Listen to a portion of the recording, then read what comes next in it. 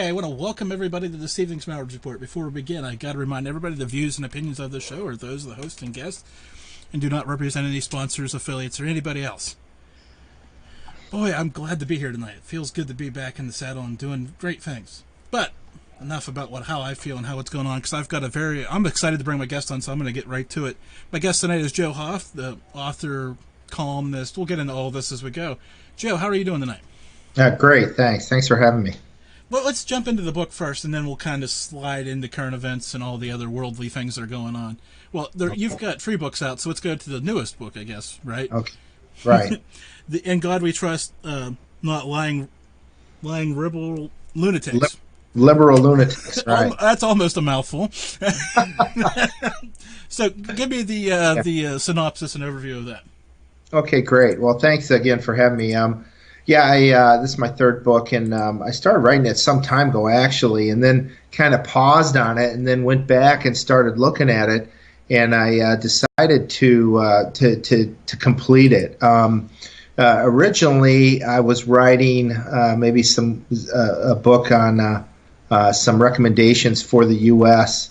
I had done that with my first book, where I wrote a book about recommendations for the U.S. from Asia. I was living in Hong Kong for the past 9 years, and got to see things from that perspective, and being over there, seeing numerous things that were working really well over there. And this was during the Obama years, when things were just blowing up in the U.S. It was kind of amazing. I could briefly mention some of the things that I saw. One, Trump actually took up on, and actually I talked to Steve Bannon about it. I was on Bannon's program years ago, before he worked for Trump, and he was impressed with my book. When he ran into Jim years later, a couple of years ago, he said, "I really liked." He talked a lot about my book, and I guess the thing that struck him, as in the way I wrote that book, was I was basing it on real things were happening and working in Asia that the U.S. should consider. Well, many things in Hong Kong. One was they've got a great health program, and the health service is basically free, but there's also the people have insurance as well, that works really well too. But the thing that I really was impressed with was the Hong Kong tax regime, where they had low taxes, a rate of 16% across the board for individuals and corporations. Very simple filing for both individuals and corporations, and they always had a surplus. And so it really was amazing to see that if you simplify things, you reduce a lot of cost and burden on corporations and individuals. And also they always had a surplus, even with that low rate, and it was one of the most profitable and free countries in the world. Now that's changing. Now China has taken over, and in part a blessing, now that I feel like that I'm here in the U.S. and only moved here a couple of weeks ago. So anyways, that's a couple examples of what I saw over there. I saw some things in Australia, New Zealand, and even China. At the time, we were saying this was as Obama was just mushrooming the U.S. Budget.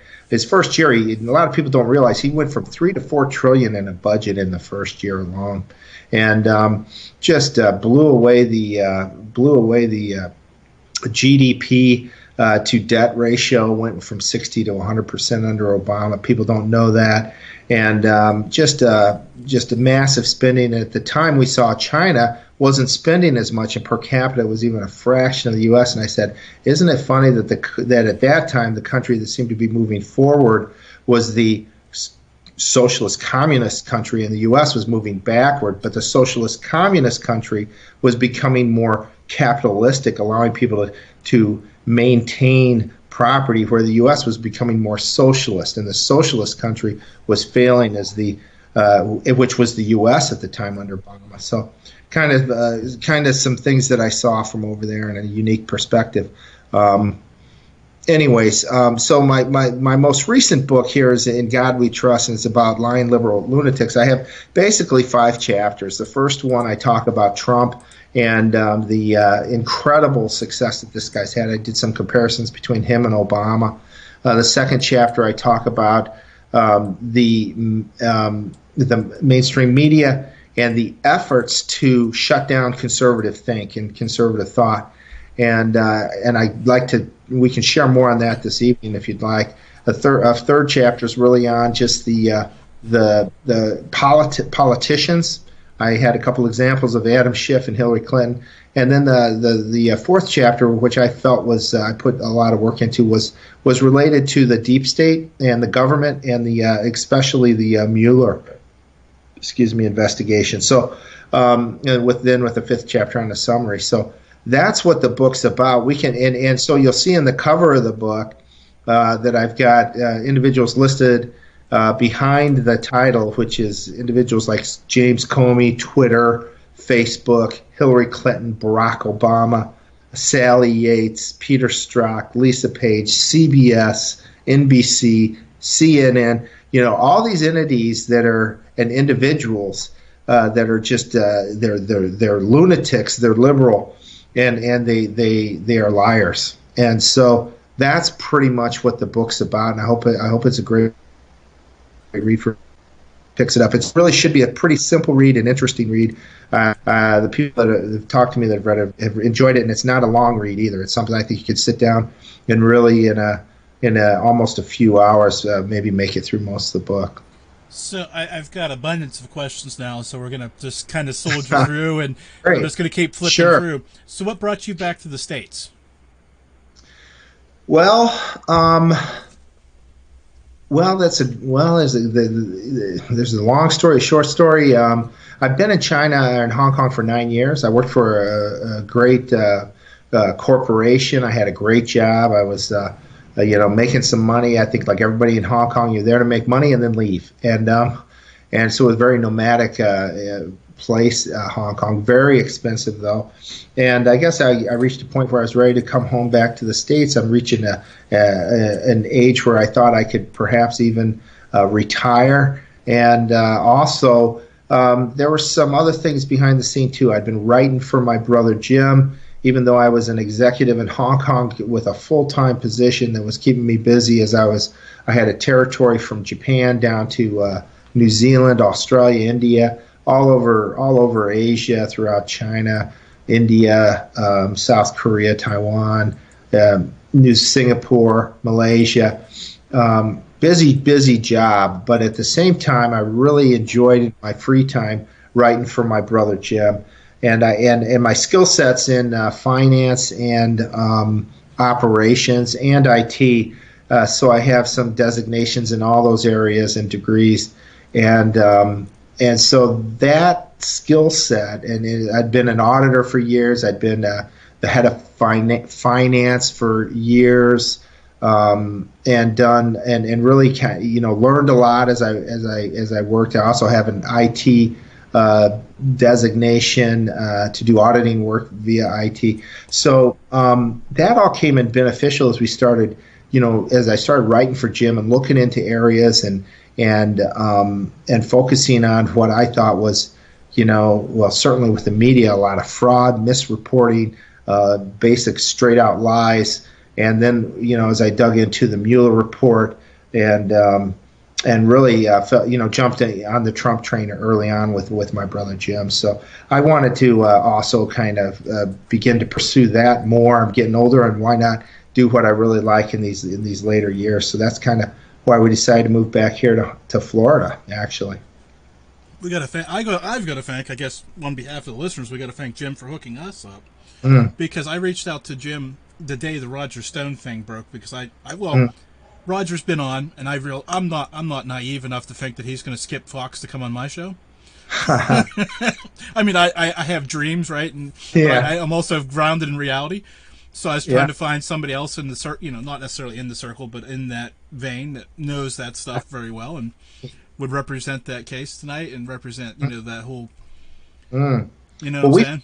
Yeah, we've had a number of emails back and forth with Roger over the last really for some time. He sent us lately over the last few weeks as he was, I would almost say, beginning to kind of freak out. Like, am I going to be going to prison? And you heard him last night on Hannity.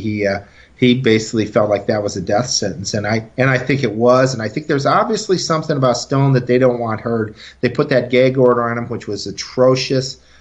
His judge, Amy Berman Jackson, is just a villain. We could talk about that. I've maybe even written about her in this book, but we've written about her in the past. That lady has a record that's atrocious, and she shouldn't be a judge. There's no way that she should be a judge. She should be impeached. One of the most disgusting things that we note today is that where are the Republicans that are saying this woman should be impeached? She is horrible. The things that she did to Paul Manafort, a man in his, 60s, 70s, she put him in solitary confinement for basically his crimes were that he didn't fill out a FARA forms in the past, and he had some tax issues. Now, normally with a tax issue, you'd get a fine, you'd pay it, and you'd move on. With him, they throw him in solitary confinement. I mean, it's just, and that was Amy Berman Jackson. So the same judge that Roger Stone had. So yeah, we've had a number of emails back. We tried to help him as much as we could by writing about him. I think it helps. Our job, the way I look at it, is to share the truth and get the word out. And I'll tell you, maybe I could put in a nice spin for Jim's my twin brother. He's identical twin. He's a great guy, one of the nicest guys you've ever met in your life, and a heck of a hard worker. And he had a mission years ago to start a website, and it began real tiny. It was just Jim, and over the years, after a lot of work with no income from this thing, he did this thing on the side. It finally grew and grew and grew, and he got a lot of accolades on the way, which kept him going. And then it started to become profitable. And then at some point he actually stepped away from his day job and started doing his website. Now it's one of the largest conservative websites in the U.S. It's getting more than 1 million readers a day, sometimes 2 million. It's massive. One that we heard back in 2016 that Jim had twice as many Facebook shares on his posts as CNN. I mean, and this was basically Jim doing it himself. I was helping him. I was writing for him. I kind of got the bug in writing for Jim back in April of 2016 when Jim and I were talking on the phone, and we talk all the time, every day. And even though I was in Hong Kong and he's in the States, and I said, Ted Cruz, they're promoting him for this Wisconsin, but I said he's done. Because the next, by the end of the month, and I'd even figured it out to the day, by April, I think it was 26th, it's going to be over because he's going in the East Coast and Trump's going to win all those. And even if we gave a third of the delegates to Cruz, he'd still be done by the end of the month because there wouldn't be enough delegates left for him to reach the magic number. And so I wrote that up, and that Drudge saw it and put it up on Drudge, and I got a bug after that. And sure enough, 3 weeks later, we were right. Cruz was eliminated, and Drudge had the headline, my post that I'd put together in Hong Kong. Actually, 2 days in a row, the day before the primary and the day of the primary, I had the headlines at Drudge Report. Writing for Jim, working in Hong Kong, I'd get the numbers, I'd pop them into a spreadsheet, load them into a post from Hong Kong. He'd slap it into a report and post, and bam, it'd go up, and then Drudge would pop it up a few minutes later. And so I was thrilled about that. That got me the bug. I got to, like 2 Drudge headlines 2 days in a row, something nobody had done. Now, Drudge since then, as you know, perhaps has gone to the dark side. Something happened. I think he sold his website, and now it looks like Soros bought it. I've actually seen some information somebody sent us that perhaps Soros is behind the purchase, and that whole website's now just dark. I don't even go there anymore. It's real sad, but at that time in 2016, Drudge was behind Trump, and it was an exciting time. So that's how I got involved. But Jim's had a lot of accolades over the years. Like I said, I mean, he basically almost a one-man band for a long time, and here he was competing with CNN. And it's amazing because, just to see how if you just share the truth and you do, and you work, hard and do it day after day after day, the results will come. And that's what I saw with Jim, a great lesson and just success. Yeah, I was going to say that it's a great story. And then you mentioned Twitter as you were going through your book, and I went, oh, yeah, that's a real problem. And I'm Mm-hmm. not nearly as conservative as the Gateway Pundit. I mean, I've had some of you guys on, but that doesn't make me conservative media by any stretch of the imagination. And you'd be dumbfounded to hear what Twitter's done to me. Wow, Like, isn't that something? like Yeah. down, what is it, 40,000 followers in my reach. I couldn't reach the here to Yeah. Florida with it anymore. Isn't It's that just, something? it's insane. It's horrible, and that's a big part of like I mentioned that second chapter in the book here. And Jim, so it was massive success in 2016. Had Drudge was linking to him. He had Facebook people sharing his posts on Facebook. Twitter started sharing, and we actually saw in 2016 that Twitter was starting to shut down some of Jim's posts because we'd get tweets, thousands of tweets on some of these posts, and it was exciting. And that's that Jim had about a third of the volume in his business was coming through Facebook shares. So people would share the post on Facebook. Somebody'd see it, they'd click on it, read it, and a third of his clicks were coming through Facebook, through people just sharing these posts, and Twitter as well. So there was what happened, and I mentioned this in the book, was after the election, the Democrats, Obama, Soros, I think they all thought the fix was in and Hillary was going to win it easily. And they were shocked when Trump won, obviously, and very upset. And probably concerned because they'd done a lot of corrupt activity in the Obama administration. I don't know if you've heard, a few weeks ago, had sent out a tweet, I think it was. Was it a tweet or no? It was a comment that she made in an interview where she said, well, and she'd alluded to this in the past, that they were after Flynn because he's going to do an audit of the intel community once he got on board. And Flynn, as you may know, worked for President Obama. And he told Obama he didn't like his Middle East plan, and Obama got rid of him. And then Flynn was targeted early on. We've got evidence that Flynn was targeted as early as late December 2015. Probably was spied on for a much longer time by the Obama administration. But he was going to do an audit on Brennan and the intel community. And a couple of weeks ago, Sidney Powell, his attorney, said, well, what had happened was he knew that there were billions of off-balance sheet amounts of money that were not being reported through the Obama administration in that intel community.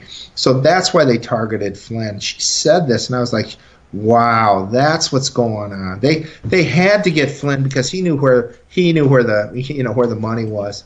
And so they look, they still, they now got this judge that won't close the case. I've never seen anything like it in my life, where a guy, both parties come to the judge and say, we're dropping all charges. Basically, the government looked at Flynn's case. They had to send it outside of D.C. They sent it to a St. Louis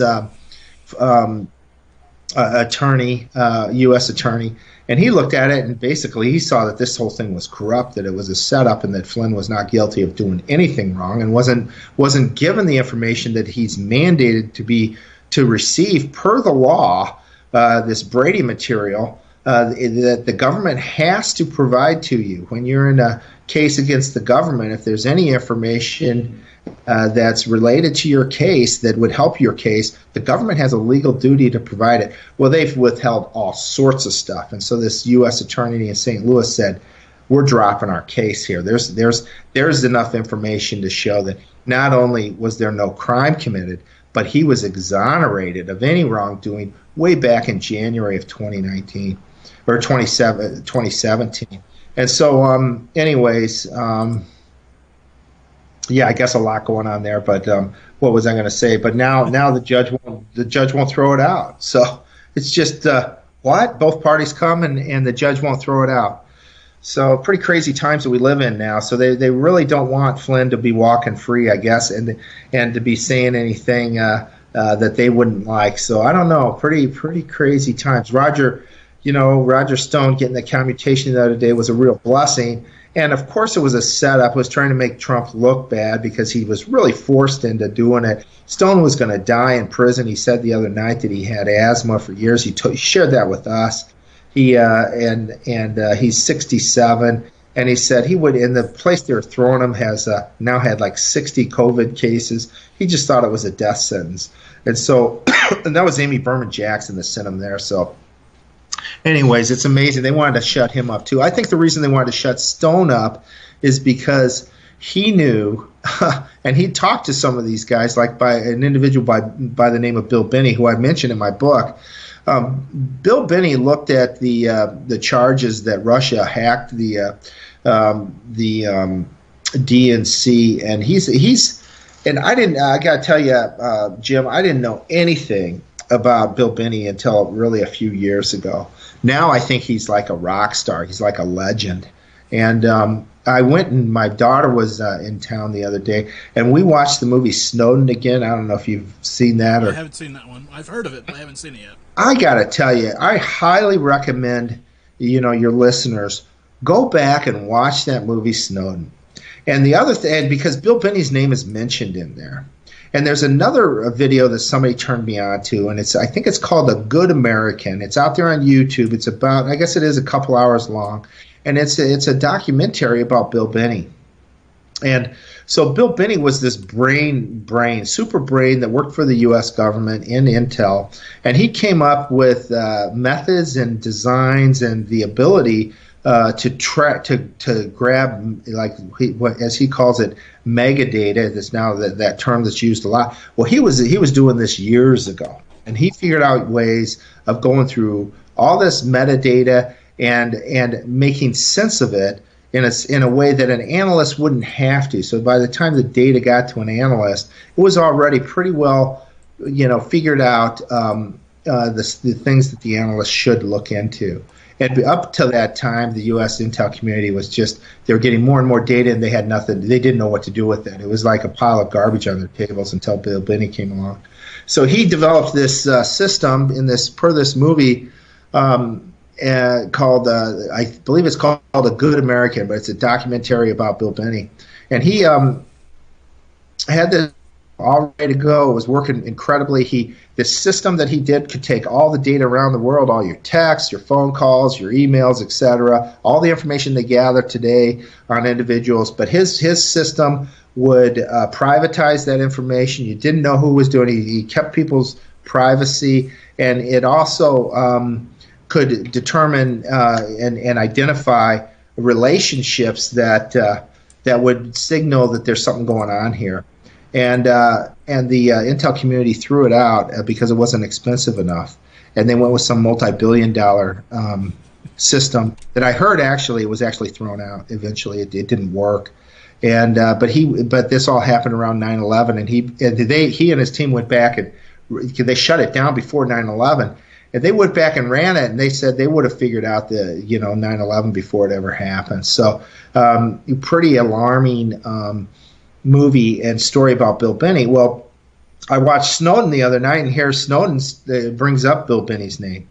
And Snowden, and ironically, looking back now too, Snowden, what he did is he released information to show that the U.S. government was spying on individuals. And what he did is he released a bunch of FISA documents. And I just recalled that more recently, but that's the whole thing behind the Russia collusion. What happened with Russia was Obama was spying on people like General Flynn. I think Obama and his team were spying on anybody and everybody personally. And I think they felt Hillary was going to win, and I think their insurance policy was if Hillary didn't win, they'd legitimize some of the spying they were doing. So they came up with a FISA document to spy on an individual named Carter Page, and it was illegitimate and it was fraudulent. It was based on a dossier, a piece of garbage by a individual supposedly in the UK by the name of Christopher Steele. It's called the Steele dossier. Anyways, they used that to go to the FISA court to get a warrant to spy on Carter Page. What Snowden did was he released, I guess, hundreds, maybe thousands of these FISA docs, which clearly showed that the U.S. was spying on Americans. You get a FISA doc when you want to spy on an American in the FISA court. And up until that time, this court, there was almost zero known about it. And James Clapper had famously gone in front of Congress, and it's in the movie even, where he says, while he's working for Obama, oh, no, we don't spy on Americans, not intentionally or something. He says like that. He lied in front of Congress. Of course, he doesn't get indicted for that because he's, he worked for Obama. So, but anyways, that's what Snowden did. And then here, ironically, that comes up as the one of the major points in the Russia collusion story, because it was a FISA warrant that was illegitimate that they used to spy on Carter Page. What it does show in the Snowden movie is that when you get a warrant to spy on an individual, the intel community doesn't just spy on you and all the documents, emails, texts, phone calls that you make, but they spy on everybody that you make those phone calls, texts with. And not only do they spy on all of them, but they spy on everybody those people contact. So they go out like 3 levels. And I've explained this in my book. And so when they chose Carter Page to spy on, and people say Carter Page's rights were abused, etc. Well, that wasn't just for Carter Page. They chose Carter Page because they could then spy on President Trump, because Trump had hired Carter Page. And so he didn't even hire him. He was a member, an individual that assisted the president's campaign for a short period of time when he needed some international assistance on his campaign. Anyways, that was why they set it up, was to spy on President Trump. And they renewed this thing 4 times. Is it 3 or 4 times, up through August of like 2017. So for President Trump's first 7 months into his presidency, they were spying on him. They were getting all his texts, his emails, etc., because he was the one down from Carter Page, and everybody Trump talked to, they were spying on as well. And so that's just a slice of just how grotesque and abusive and criminal these individuals were in their efforts to try to create this coup d'état of the Trump administration. They spied on him. They lied about it. They lied to him they told him consistently that he wasn't being looked into. The entire Carter Page the Steele dossier they had figured out in early January of 2017, before Trump's inauguration, that it was false, that it was based on garbage, and that one of the guys they'd talked to, and the FBI heads all knew this, and yet they held on to that information. They knew in late January, after the inauguration, that General Flynn had committed no crimes. They had a document that was written that had said General Flynn had committed no crimes. And yet they withheld all this information and hid this information and selectively leaked information almost daily to the press that was damaging to Trump, damaging to Michael Flynn and others. It was all slanderous, and it was all lies, and it was built on lies. And then they used this information to eventually get the Mueller special counsel. And then he spied on the Trump campaign and all those individuals as well in his administration for the next 2 years. So real criminal actions that were taking place by the Obama administration and the leftovers from the Obama administration that were part of what we now call the deep state that worked their way into the Trump administration in a real effort to try to remove him from office. So speaking of which, I just got quote. I'm going to use the air quotes here, handed, because it's on my screen. Old radio terms here. Former Attorney General Jeff Sessions loses his bid to be Alabama senator tonight. He loses. That's great news. We've been vocal. I've maybe been more vocal than anybody in writing with Jim. I wrote a post back in late 2017, and I said about Jeff Sessions, I said, if he does not get a special counsel or start an investigation into the Hillary Clinton Foundation, the Clinton Foundation, then he is truly a treasonous individual, and he will go down as the greatest what was the term I used? But individual who committed treason since Benedict Arnold, and because he was sitting back, allowing all this stuff to happen and doing nothing. And we have, and I mentioned this on a phone call actually with a sister of mine tonight. There is enough information in the public realm to it's certainly investigate, if not indict, individuals right now for crimes. I mean, James Clapper lies in front of Congress. I mean, that James Comey did. John Brennan did. I mean, these people get in front of Congress and lie. Nothing happens to them. All of a sudden, Roger Stone, that was what his crime was lying in front of Congress. And so what's going on here? What is going on? And then Stone, here's what happened with Stone that I really didn't realize till recently, maybe a week ago when Stone sent us some. Stone, the Mueller team asked for Amy Berman Jackson to be the judge in his case. They asked for it, and they made up an alibi and said, well, she's also the judge overseeing this Russian case where they made up some charges against some Russians. We don't even know if they're real people, and indicted a bunch of Russians and suggested that these individuals hacked the DNC. And she was involved in that, so they said, well, so she needs to be overseeing the Stone case because there's some sort of relationship there, because Stone's lied about getting emails, which was the whole thing is made up and is a total lie, and about related to Russia. And that blew me away that they had actually asked for her to be the judge, and then the court let her be the judge, the most corrupt judge in all of D.C. So Stone didn't have a chance. Last night they mentioned that on Hannity. Hannity actually said that to him. When you look at he had a corrupt judge, he had a corrupt jury. One of the jurors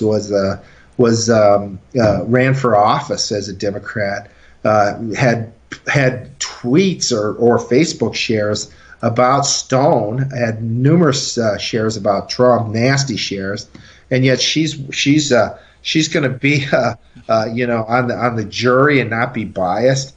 And there were others on the jury that were like that. And he had these prosecutors that were just out to get him. That was the thing about Mueller that's just disgusting. These guys didn't walk into this as fair-minded individuals, looking into something and saying, "Hey, nothing here. I'm sorry, there's nothing here. We're gonna end this thing." No, these guys went in with a purpose to get Trump. And one of the things that I've heard Devin Nunes share on TV was that this was not a Russia collusion scandal. This was a, how do you put it? It was an obstruction trap.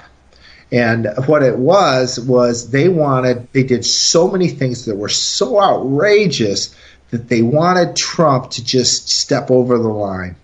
And then they could indict him for obstruction. So that, for one thing, for example, they put Robert Mueller over as the head. Well, Mueller had a conflict with Trump a few years prior where Trump kicked him off his golf course or something. Mueller had moved and wanted to get his money back from his membership, and Trump said, "No, you paid the money. I'm not giving it back to you."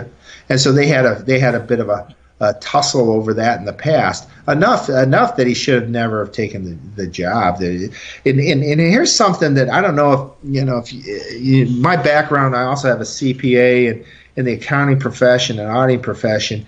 There's such a thing as a conflict of interest, and if you have anything even close to a conflict, real or perceived, you cannot do an engagement on a firm. So, for example, if your wife works for a firm and there's certain rules behind this, you can't go and audit that firm. You can't audit a firm now that you once worked at. Things like that would suggest that you might have a conflict, even if it's perceived. There could be no conflict, but if it's perceived, you can't even accept it. Now, when you look at our legal system, this should be something held to a higher bar. We're talking about sending people to prison, and so because of that, those perceived conflicts should be treated even more.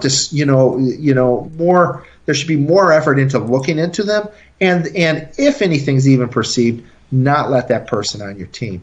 Well, Mueller had conflicts. His entire team had conflicts. A number of them all donated to Hillary Clinton. A couple of them represented the Clinton or the Clinton Foundation. Jeannie Ray was one of them, who also was the attorney that led the case against Stone. I mean, so many massive conflicts.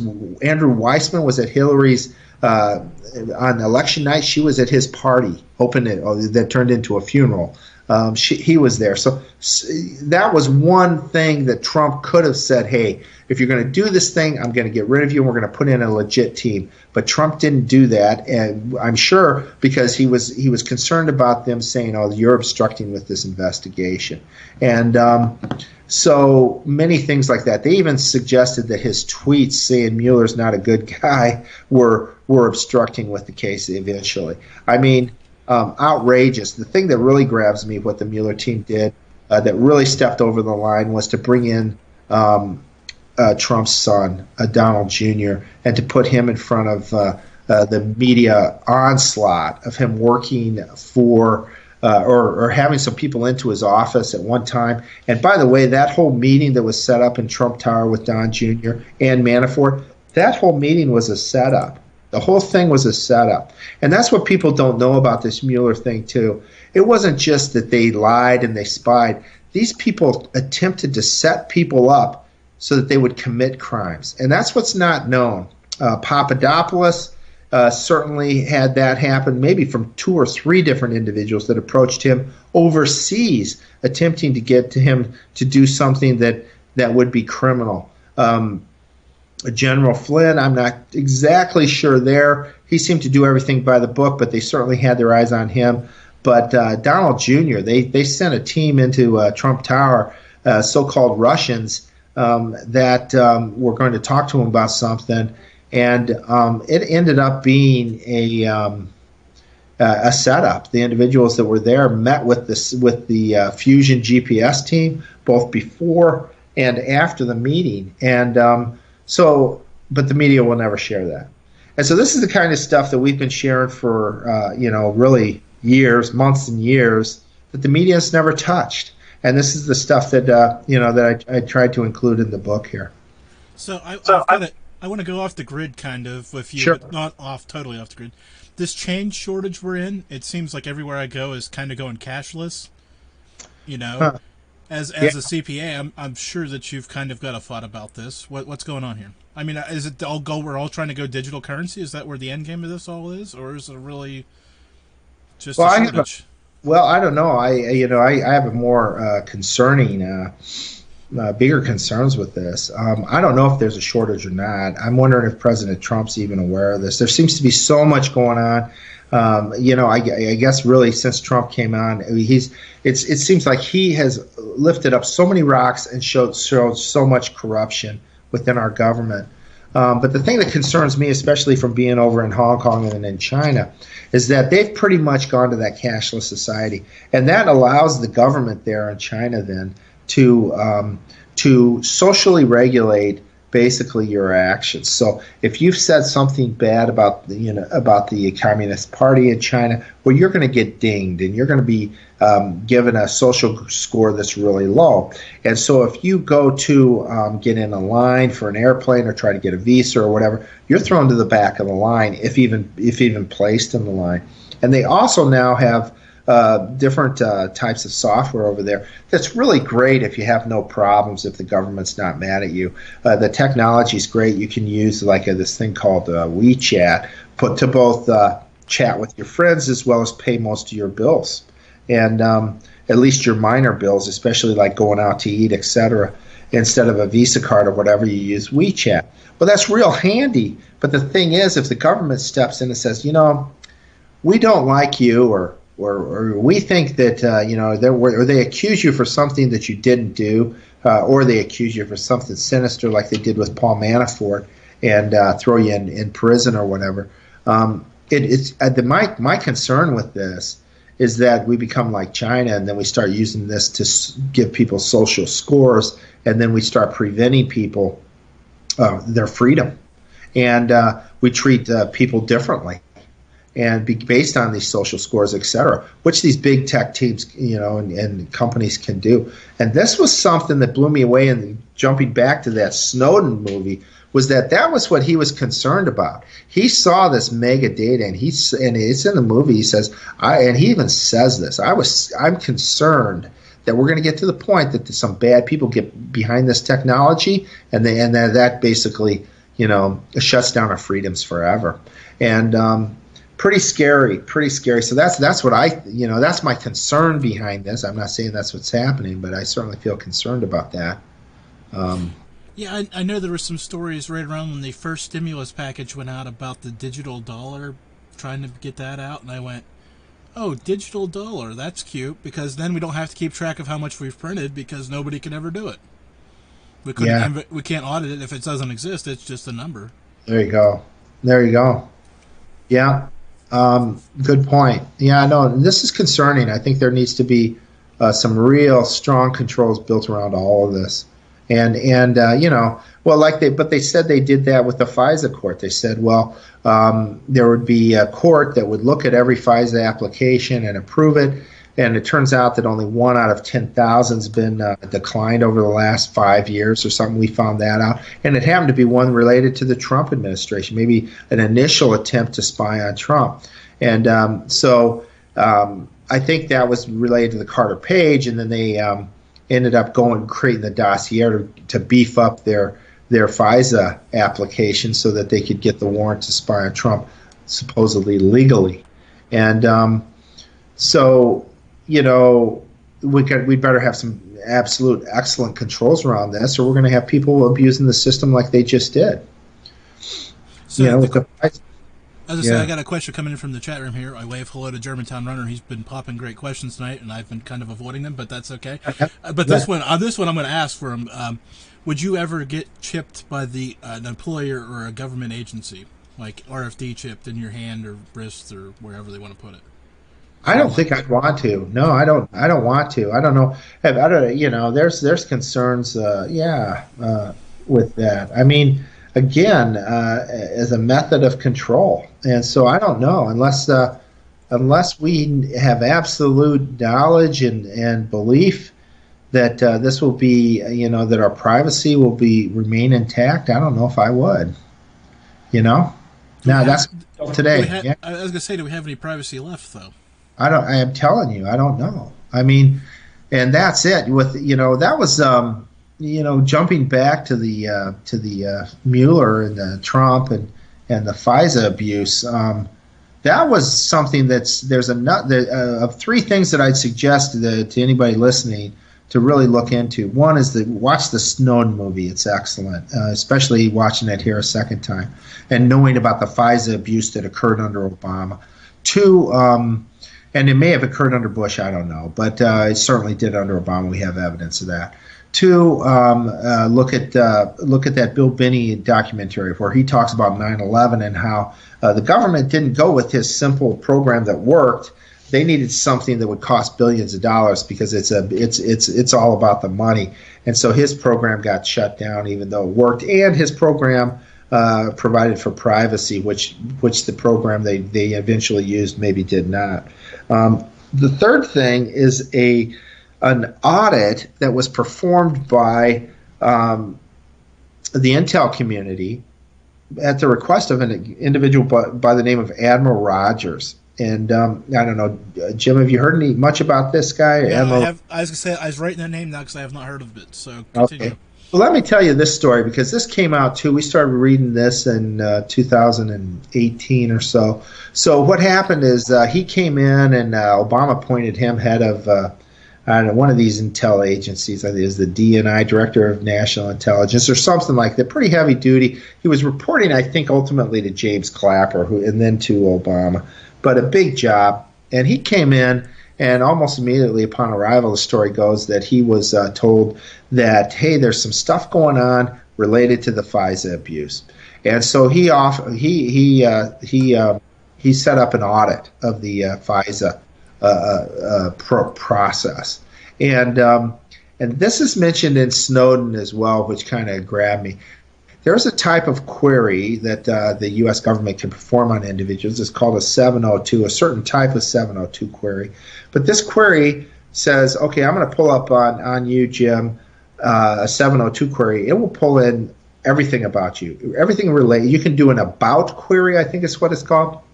It will give everything about you, all your emails, your texts, your phone calls, your transactions, everything that we can find on you, it'll pull up. Photos, Facebook, etc. And what they found was that something like 85% of these queries that were being performed per their audit were I would say the term might be fraudulent. They were not backed by a real purpose. Another thing from this report that came out, and here's the ironic thing, the report was finally issued in October of 2016, so a month before the election. But they never released the report until like April the following of 2017. And when they released it, it was on the download. Nobody heard about it. And it really wasn't until about a year later that we first heard about it. But this audit report says that not only was the government performing, like 85% of their queries were illegal because they didn't have the proper reason or rationale to perform these queries. They were on certain individuals, so it makes you think, oh, okay, they were looking at Donald Trump and some others. And also, the thing that was really unique, and it says in this report that the data from these queries was being sent automatically to 5 entities, and they're all redacted, just like they redact everything to protect themselves. There's certainly no legal reason to redact these. At this time now, with all the abuse, there's no reason this stuff should be redacted. Americans deserve to know which companies were receiving this information. But the Obama administration was sending this information directly to some companies so that they could do whatever they wanted to with it. And we don't know what that is. No doubt they were spying on people and trying to build a case against certain individuals and perhaps using it as blackmail. And so, anyways, that showed up. Hold on. Private companies, not like government entities, like private. Non-government entities that had no reason, no rationale, no legal justification for receiving this information. That, my friend, is what's the word? Shocking, outrageous. Yeah, bullshit is the word I was looking for. There we go. Yeah, we you say outrageous so many times lately. It's just like, everything. It's just shocking. And so that audit report came out. Here's a story about Admiral Rogers, and I'm not sure if it's true or not, but the story goes that Admiral Rogers then went to the FISA court and told them, hey, this is going on. Here's the results of our audit, and it's not good. And a week before, maybe a day before he went in, the Obama administration went in and said everything's fine. And apparently on these 702 queries, they don't set up a warrant or a warrant request for each one. They just do them, and at the end of the year, they say, okay, for 702s, we've looked at them, we do the process according to the law. And that's what the Obama team did. They went into the court, said everything's fine. The next day, Admiral Rogers goes in and drops this report on them that says, hey, this process is broken. And didn't receive any press really until more recently. Carter Page's FISA app was included in that. And the thing was, then Obama and his team, they wanted to get rid of Admiral Rogers. They were obviously very angry with the fact that he would do such a thing as out them for their illegal spying and this transfer of data outside the U.S. or outside of the government, which is shocking. But then the election came, and then a week after the election, there's word. The story goes that Admiral Rogers visited President Trump in Trump Tower a week after the election, unannounced, and that he told President Trump that President Trump was being spied upon. And it's a fact that Admiral Rogers did visit, in my understanding, and it did show up at Trump Tower. The next day, President Trump moved his entire transition team out of the Trump Tower and to one of his golf courses. And so it's believed that Rogers told Trump that he was being spied on.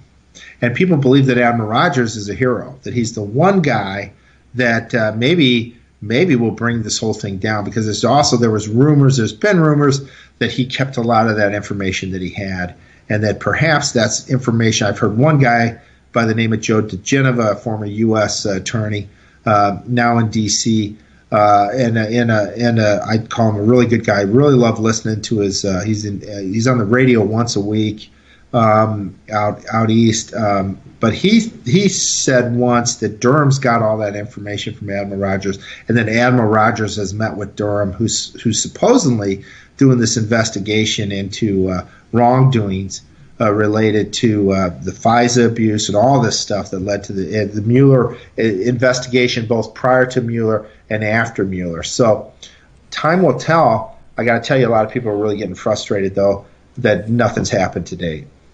Yeah, I was going to say, it seems like, as everybody was excited about during the campaign of quote-unquote locking her up, yeah, we're what, almost 4 years later, and nothing. We're no closer today than we were then.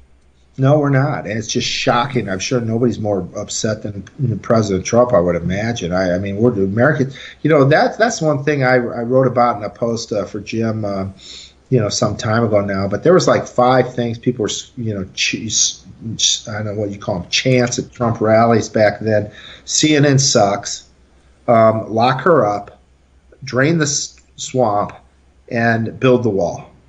And of those things, build the wall. Trump's, has had all sorts of hurdles that he's had to jump in order to get that wall built, but he's eventually figured out a way to do it, and he has started the wall. And he's got apparently a couple hundred miles of wall built on the southern border, which was grossly, heavily needed.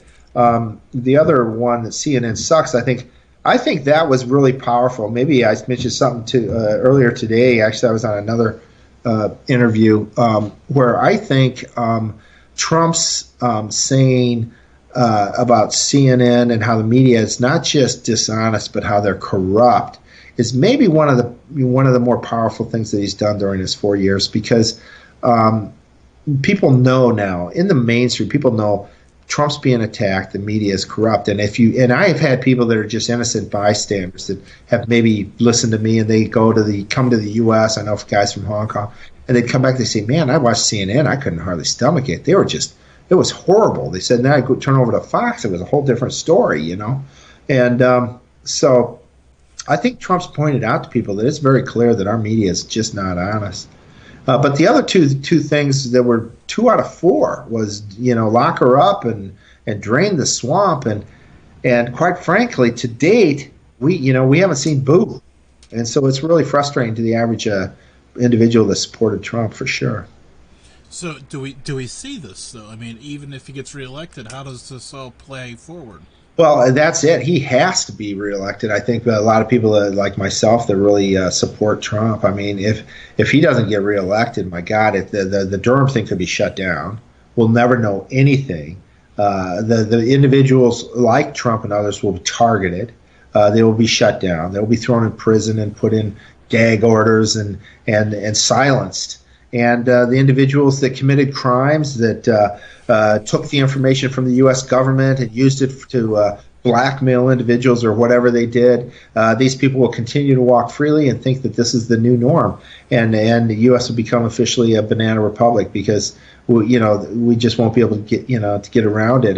And mixed in with your question earlier about no currency. I mean, it could be, we're talking really scary times. So I don't say that lightly. I really think we need to think through this, and we need to have better controls around everything, because we're finding out almost everything you turn over in the government seems to be corrupt these days. There's corruption now in the medical community. People don't understand what's going on with the CDC, or if Dr. Fauci or Dr. Birx, or what's going on with the Gates Foundation and vaccines and stuff I never would have even imagined, years ago or even months ago. And the Department of Justice was just so corrupted and so horrible in targeting people. And now we hear the intel community perhaps had billions of dollars off balance sheet that there was as play money to do things. I mean,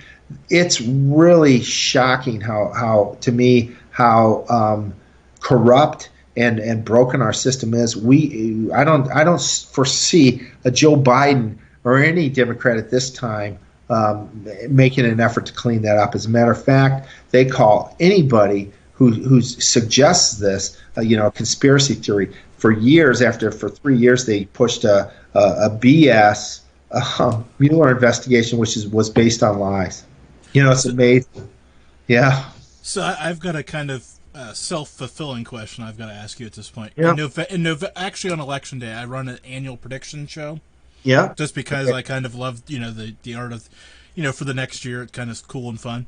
I've been predicting for the last couple of years that we'll see a split and maybe a third party kind of take a root, because it seems like there's kind of a gray area now between the two parties. They're kind of moving to the edges more and more every day. Yeah. Am I totally off base, or where do you feel on this? Well, I think you're right. I think, but I think that was the thing about Trump. People wanted to change. Trump is not a Republican. I mean, Trump came in. The only senator that backed Trump was Jeff Sessions. There's reason to believe that Sessions was deep state. He was the only one there.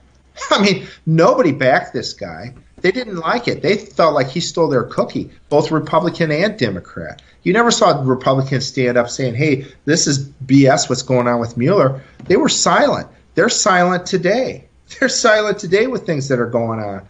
And so Trump is really, to me, a third-party candidate. I think there's a lot of people that believe that. I have a couple sisters that were big Bernie fans, and when he got smoked by Clinton, did he really, or did the money take over? Well, I think the money did, and he made a lot of money on that deal. But they didn't vote for Trump, and now they're both, the two sisters, they're both on the Trump train. And there's a big group of people that believe he's the guy that can save us. Joe Biden is not going to clean up the swamp. Joe Biden is the swamp, and he's made billions around the world. Certainly, his son was involved in a transaction in China, $1.5 billion from the Chinese, and in Ukraine, etc. So Biden's not going to do anything. And right now, I don't think he has he's not capable. He's just seems to be more senile every day. So I think. There's certainly a lot of people that want something different. I think if you follow the mainstream media, you're never going to be, you're not going to be on the Trump train. You have to step outside of that. You have to become an independent thinker these days to really see what's going on. And the wonderful thing is there's places like your site here that we can that we can share the message. So I've got about 2 minutes left, but I've noticed something that I want to bring up to you, and I just want your quick, well, not overly quick, but you mentioned your sister's voting for Bernie and being on that side, and I know where you and your brother are. I know you haven't been home for Thanksgiving in the last few years, but I'm just saying, you see where I'm headed. This has to be kind of an interesting dynamic, and it seems like you still all get along. Well, we do, but my two sisters now are on the Trump train. And but there had to be a time there where it wasn't such a great. I've got another brother that's just very liberal. He eats up CNN. He just believes, he just was all in on the Russia. He just thought Trump was a Russian agent, and he still does. And we're pretty good about now. We don't talk politics around him. He's the one who brings it up, and we just kind of walk away shaking our heads like, wow, that's just so dumb. So kudos to your parents for raising free thinkers, though, because obviously it kind of worked. Well, yeah, maybe we're just blessed, having different people in our lives that introduced us to different thoughts, and I'm grateful for that. I shook Bill Clinton, Hillary Clinton, and Al Gore's and Tipper Gore's hands once, and I was so happy and proud of that. And today, obviously that's not something I can mention. It's the only president whose hand I ever shook, but yeah, I'm just not a Democrat these days. That's for sure. So a lot going on. As far as the election, in the last election, we looked at data like social media, rallies, things like that. We predicted Trump to win, and I think now you look at the rallies, Trump gets thousands of people. Biden couldn't fill up a high school gym. So there's one measurement that is pretty clear for everybody. You'd probably have to, even though the polls, there were these BS polls again, I'd put my money on Trump right now. Well, Joe, I want to thank you for hopping on with me tonight and filling the hour. And anytime you have a story or something you want to talk about, just let me know and we'll get it back out there. Right. Well, it's great to be here. Thanks a lot. Thanks for inviting me. Appreciate it. Thank you. Have a good evening. Okay, thanks. Take care, Jim. And that's Joe Hoft there Ooh, boy, that hour went really fast. I have so many more questions I want to ask him about other things. I didn't even get into the trade war, living in Asia, and all that other stuff that I kind of prepared for, but we kind of went down a different direction. Man, that went really fast. So, hey, if you haven't subscribed, you haven't shared, you need to do that. That's what we need to do.